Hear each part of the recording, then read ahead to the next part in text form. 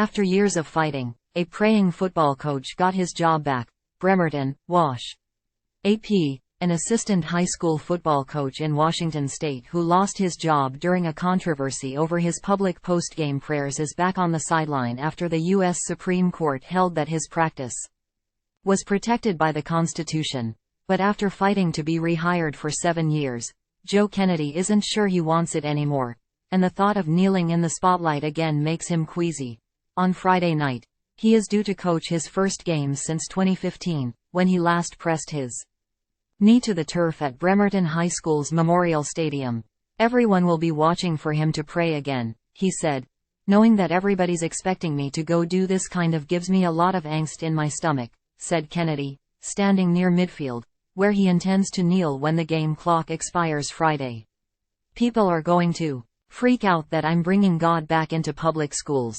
After asking Kennedy to keep any on-field praying non-demonstrative or apart from students, the school district placed him on leave and eventually declined to renew his contract.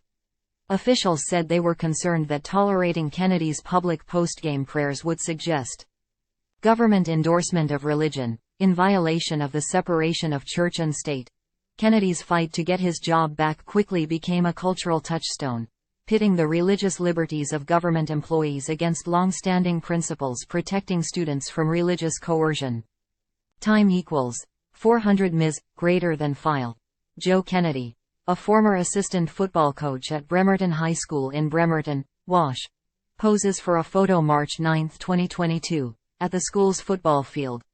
Years after Kennedy left the Bremerton High School football team over objections to his post-game praying on the field, he has returned to the gridiron thanks to a Supreme Court decision, and his first game back is Friday, September 1, 2023.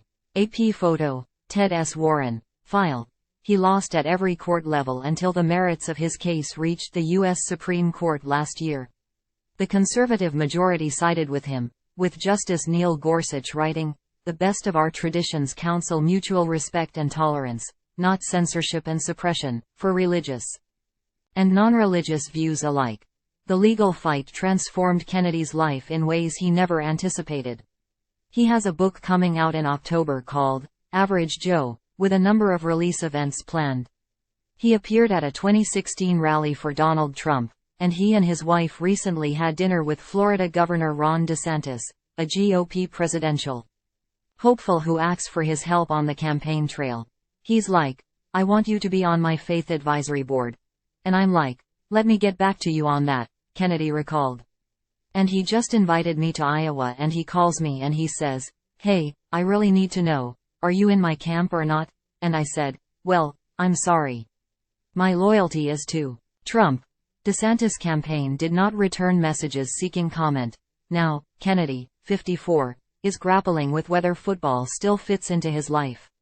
After spending so long trying to get his job back, Kennedy said he felt a duty to return to Washington state for the part-time job that paid him less than $5,000, but he and his wife live in Florida now.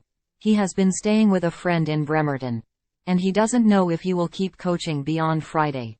"So many people are asking, what's next, and I have no idea," Kennedy said. "Do I stay for the season? Do I stay for a couple of games? Is this the only game? We don't know." 2 days before the game, Kennedy rode around town on a borrowed bicycle and then took the field for afternoon practice wearing a sleeveless shirt with the word "Essential" on the front. The letter T resembled a cross. He led players in catching and tackling drills. He stuck a hand in his pocket and retrieved folded practice plans. Jogging past a player in line for warm-ups, Kennedy threw a playful block, knocking the student back a yard. The Bremerton School District declined an interview request and instead referenced a statement published on its website. "We look forward to moving past the distraction of this nearly 8-year legal battle so that our school community can focus on what matters most, providing our children the best education possible," the statement said. It wasn't clear if Kennedy's return would draw protests. Time equals 400 Ms. greater than in 2015.